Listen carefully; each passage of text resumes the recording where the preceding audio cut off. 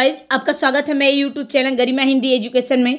जैसा कि हम लोग रोजाना टीएसटी पीएचटी के एग्जाम में पूछे जाने वाले कुछ प्रश्नों को हल करते हैं। हम जो क्वेश्चन हल करेंगे वो हमारा प्रगतिवाद से संबंधित होगा। इससे पहले भी हमने प्रगतिवाद से ही संबंधित क्वेश्चन हल कराए थे, क्योंकि ये टॉपिक हमारा थोड़ा बड़ा है। आज हमारा प्रगतिवाद खत्म हो जाएगा, फिर अगले दिन से हम प्रयोगवाद पढ़ेंगे।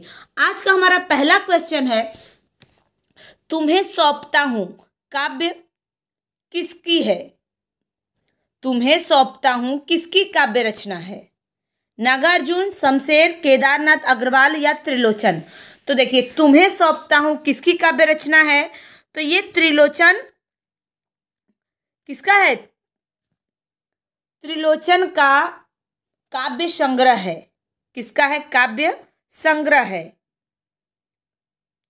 ऑप्शन नंबर 4 करेक्ट हो जाएगा। अगला क्वेश्चन है, कामायनी एक पुनर्विचार नामक आलोचना ग्रंथ के लेखक कौन है? रामस्वरूप चतुर्वेदी, रामविलास शर्मा, डॉक्टर नगेंद्र या गजानन माधव मुक्तिबोध? तो कामायनी एक पुनर्विचार नामक आलोचना के लेखक जो हैं वो है गजानन माधव मुक्तिबोध। ऑप्शन नंबर 4 कब लिखा था? 1961 में लिखा था। कब लिखा था? 1961 में लिखा था। कौन सी रचना? कामायनी एक पुनर्विचार। अगर पूछे कि कामायनी किसकी रचना है? जयशंकर प्रसाद की। लेकिन कामायनी एक पुनर्विचार जो आलोचनात्मक ग्रंथ है ये गजानन माधव मुक्तिबोध का है।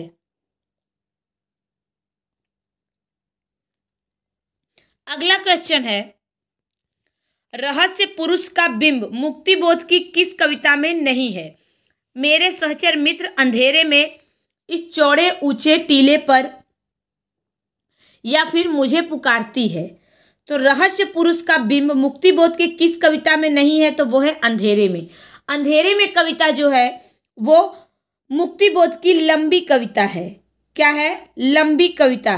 और अंधेरे में कविता क्या है? एक फैंटेसी है। क्या है? फैंटेसी, यानी कि एक जादुई कथा भी है। क्वेश्चन हमारा ऐसे भी बन सकता है कि मुक्तिबोध की कौन सी कविता फैंटेसी है? तो वो कौन सी है? अंधेरे में।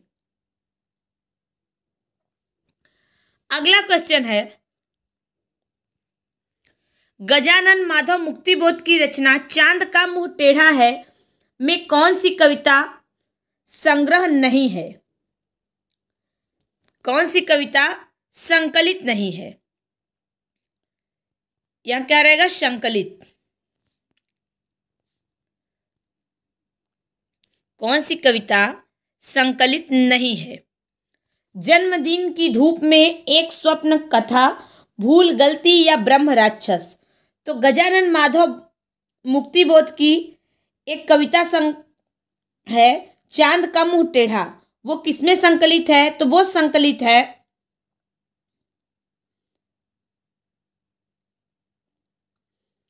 स्वप्न कथा, भूल गलती, ब्रह्म राक्षस। लेकिन कौन सा नहीं है? तो वो है जन्मदिन की धूप में। चांद का मुंह टेढ़ा जो कविता संग्रह था कब प्रकाशित हुआ था? तो 1964 में। कब? 1964 में। किसका है? तो मुक्तिबोध का है। किसका है? मुक्तिबोध का। जन्मदिन की धूप में कविता जो है ये केदारनाथ सिंह द्वारा रचित है। किसका है? केदारनाथ सिंह द्वारा रचित है। तो ऑप्शन नंबर फर्स्ट क्या हो जाएगा? करेक्ट हो जाएगा। अगला क्वेश्चन है, मुक्तिबोध की किस पुस्तक को प्रतिबंधित किया गया था? वी पात्र, एक साहित्यिक की डायरी, चांद का मुंह टेढ़ा या भारत इतिहास और संस्कृति? तो देखिए, मुक्तिबोध की एक पुस्तक थी जिसको क्या किया गया था? प्रतिबंधित कर दिया गया था। वो है भारत इतिहास और संस्कृति। Option number 4। इस रचना को क्या किया गया था? प्रतिबंधित किया गया था। मध्य प्रदेश शासन द्वारा भद्रता और नैतिकता के विरुद्ध ठहराई गई थी यही पुस्तक, और मध्य प्रदेश न्यायालय में मुकदमा भी चला था। इसीलिए इस पुस्तक को क्या किया गया था, प्रतिबंधित कर दिया गया था, यानी कि रोक दिया गया था। अगला क्वेश्चन है, त्रिलोचन शास्त्री की कविताएं हिंदी के अतिरिक्त किस अन्य भाषा में हैं? ब्रज, मैथिली, अवधी या भोजपुरी? तो त्रिलोचन शास्त्री की कविताएं हिंदी के अतिरिक्त अवधी भाषा में हैं। किसमें? अवधी भाषा में हैं। ऑप्शन नंबर 3 हमारा करेक्ट हो जाएगा। त्रिलोचन शास्त्री जो थे, इनको सोनेट का कवि भी कहा जाता था। क्या कहता था? सोनेट का कवि। अगला क्वेश्चन है, निम्न में से कवि त्रिलोचन का पूरा नाम क्या था? या आप कह सकते हैं वास्तविक नाम क्या था, क्योंकि त्रिलोचन शास्त्री हम जानते हैं उनका वास्तविक नाम क्या था। राधिका रमण सिंह, शिव प्रसाद सिंह, वासुदेव सिंह या मनमोहन सिंह? तो त्रिलोचन का पूरा नाम या हम कह सकते हैं वास्तविक नाम जो था वो था वासुदेव सिंह। क्या था? Vasudev Singh. Option number 3 is right answer. ये आधुनिक हिंदी कविता के प्रगतिशील त्रयी के स्तंभों में जाने जाते थे। कौन कौन थे स्तंभों में? 3 स्तंभों में नागार्जुन, शमशेर बहादुर सिंह और त्रिलोचन शास्त्री। इनका जन्म सुल्तानपुर जिले में 1917 में हुआ था और इनकी मृत्यु 2007 में गाजियाबाद में हुई थी। त्रिलोचन का पहला कविता संग्रह धरती था जो 1945 ईस्वी में प्रकाशित हुआ था। तो राइट आंसर क्या हुआ? Option number 3। अगला क्वेश्चन है, मैं उस जनपद का कवि हूं, काव्य रचना किसकी है या किस कवि की है? नागार्जुन, रांगे राघव, त्रिलोचन या केदारनाथ अग्रवाल? तो मैं उस जनपद का कवि हूं, काव्य रचना किस कवि क्या है? तो ये त्रिलोचन शास्त्री की रचना है। किसकी? त्रिलोचन शास्त्री की। कब लिखी गई थी? 1981 में। कब? 1981 में। Option number 3 is right answer. अगला क्वेश्चन है, इनमें से उर्वशी काव्य रचना का रूप क्या है? बाल काव्य, मुक्तक काव्य, महाकाव्य या रीति काव्य? तो देखिए उर्वशी का काव्य रूप क्या है? तो उर्वशी का काव्य रूप है महाकाव्य। क्या है? महाकाव्य।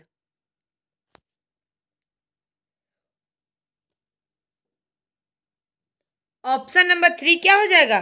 करेक्ट हो जाएगा। अगला क्वेश्चन है, निम्नलिखित में से या निम्नलिखित में दिनकर की काव्य रचना कौन सी नहीं है? हुंकार, कुरुक्षेत्र, उर्वशी या त्रिधारा? तो देखिए हुंकार, कुरुक्षेत्र और उर्वशी ये तीनों किसकी रचनाएं हैं? तो ये तीनों रचनाएं दिनकर की हैं। जो नहीं है वो है त्रिधारा। त्रिधारा किसकी रचना है? तो सुभद्रा कुमारी चौहान का रचना है। किसका? सुभद्रा कुमारी चौहान का। Option number 4 is right answer. अगला क्वेश्चन है, निम्नलिखित में दिनकर की काव्य रचना कौन सी है? उसमें क्या था? नहीं है और इसमें है। रसवंती, पाथेय, मुकुल या रश्मि रेखा? तो देखिए कौन सी रचना दिनकर की है? तो वो है ऑप्शन नंबर 1 रसवंती। रसवंती जो है ये किसकी रचना है? तो ये रामधारी सिंह दिनकर की रचना है। Option number 1 is right answer. कब लिखी गई थी? 1940 में लिखी गई थी। रसवंती कब लिखी गई थी? 1940 ईस्वी में। अगला क्वेश्चन है, रामधारी सिंह दिनकर की किस कृति को आधुनिक युग की गीता कहा गया है? रेणुका, हुंकार, कुरुक्षेत्र या उर्वशी? तो देखिए रामधारी सिंह दिनकर के किस रचना को आधुनिक युग की गीता कहा गया है? तो वो कहा गया है कुरुक्षेत्र को। किसको? कुरुक्षेत्र को। कुरुक्षेत्र जो है रामधारी सिंह दिनकर द्वारा लिखा गया है और इसी रचना को आधुनिक युग की गीता कहा गया है। युद्ध की समस्या को लेकर लिखे गए प्रबंध काव्यों में कुरुक्षेत्र का सबसे ऊंचा स्थान है। इसीलिए कुरुक्षेत्र एक काव्यात्मक गीत है जिसमें आध्यात्मिक चिंतन के स्थान पर आधुनिक जीवन के प्रश्नों का क्या है, चिंतन है। इसीलिए इसे आधुनिक युग का गीता कहा जाता है। अगला क्वेश्चन है, गीत फरोश इनमें से किसकी रचना है? भवानी प्रसाद मिश्र, गोपाल दास नीरज या महादेवी वर्मा, हरिवंश राय बच्चन। तो गीत फरोश जो रचना है वो किसकी है? तो भवानी प्रसाद मिश्र की है। किसकी है? भवानी प्रसाद मिश्र की रचना है। भवानी प्रसाद मिश्र जो थे ये दूसरे सप्तक के क्या थे? कवि थे। और ये प्रसिद्ध कवि गांधीवादी विचारधारा के थे। अगला क्वेश्चन है, हारे को हरिनाम शीर्षक काव्य ग्रंथ के रचनाकार कौन है? मैथिली शरण गुप्त, रामधारी सिंह दिनकर, वियोगी हरि या सुमित्रा नंदन पंत। तो हारे को हरिनाम शीर्षक काव्य ग्रंथ के रचनाकार कौन है? रामधारी सिंह दिनकर। कौन है? रामधारी सिंह दिनकर। अगला क्वेश्चन है, संस्कृत के 4 अध्याय इनमें से किसकी रचना है? तो ये देखिए कई बार पेपर में पूछा गया है। संस्कृत के 4 अध्याय ये भी दिनकर की रचना है। किसकी है? दिनकर की रचना है। Option number 4 is right answer. Sanskrit के 4 अध्याय किसकी रचना है? तो ये रचना भी रामधारी सिंह दिनकर की है। अगला क्वेश्चन है, बालकृष्ण शर्मा नवीन का सर्वप्रथम प्रकाशित काव्य संग्रह कौन सा है? क्वासी, रश्मि रेखा, उर्मिला या कुमकुम। तो देखिए बालकृष्ण शर्मा नवीन का सर्वप्रथम प्रकाशित काव्य संग्रह जो है वो है कुमकुम। क्या है? कुमकुम। Option number 4। कब लिखा गया था? 1936 में प्रकाशित हुआ था। कब? 1936 में प्रकाशित हुआ था।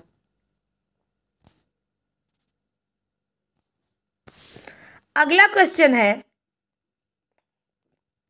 रामधारी सिंह दिनकर की काव्य कृति कौन सी है? लोकायतन, कुरुक्षेत्र, आर्यावर्त या उन्मुक्त। तो देखिए अभी हमने बताया कि कुरुक्षेत्र जो है यही रचना किसकी है? तो ये रचना है रामधारी सिंह दिनकर की। किसकी है? रामधारी सिंह दिनकर की है। तो राइट आंसर क्या हुआ? Option number 2। अगला क्वेश्चन है, निम्नलिखित में से कौन सा काव्य संग्रह नरेंद्र शर्मा का नहीं है? कर्णफूल, सूलफूल, प्रवासी के गीत या अपराजिता। तो कौन सा काव्य संग्रह नरेंद्र शर्मा का नहीं है? तो वो है अपराजिता। अपराजिता जो है ये रामेश्वर शुक्ल अंचल का काव्य संग्रह है, नरेंद्र शर्मा का नहीं है।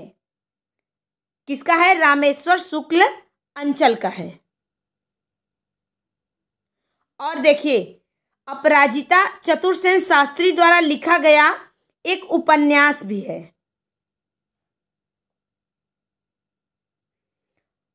लेकिन हमसे क्या पूछा है? काव्य संग्रह। तो काव्य संग्रह जो है अपराजिता वो है रामेश्वर शुक्ल अंचल का। तो option number 4 is right answer, क्योंकि कर्णफूल, सूलफूल, प्रवासी के गीत ये तीनों नरेंद्र शर्मा का काव्य संग्रह है। अगला क्वेश्चन है, नवगीत दशक 1, 2, 3 का संपादक कौन था? शंभुनाथ सिंह अज्ञे, नरेश मेहता या उमाशंकर तिवारी। तो नवनीत दशक 1, 2, 3 के संपादक कौन थे? तो शंभुनाथ सिंह थे। Option number 1। नवनीत देखिए नवगीत दशक 1, 2, 3 के संपादक कौन थे? शंभुनाथ सिंह थे। नवगीतकार योगेंद्र दत्त शर्मा की प्रतिभा से प्रभावित होकर शंभुनाथ सिंह ने नवगीत दशक योजना में उन्हें प्रमुख कवि के रूप में संकलित किया था और उनके द्वारा संपादित नवगीत दशक 1, 2, 3 था। तो राइट आंसर क्या हुआ? Option number 1। अगला क्वेश्चन है, जमुन जल तुम काव्य के रचनाकार कौन है? भवानी प्रसाद मिश्र, धूमिल, शिव मंगल सिंह या केदारनाथ अग्रवाल? तो देखिए, जमुन जल तुम काव्य के रचनाकार कौन है? तो ये हैं केदारनाथ अग्रवाल। कौन है? Kedarnath Agrawal. Option number 4 is right answer. ये हमारा आज प्रगतिवाद खत्म होता है। कल से हम लोग प्रयोगवाद स्टार्ट करेंगे। ये रहा हमारा आज का क्वेश्चन। मुझे उम्मीद है सभी लोगों को समझ में आया होगा। सभी लोग ध्यान से देखें। Thank you so much.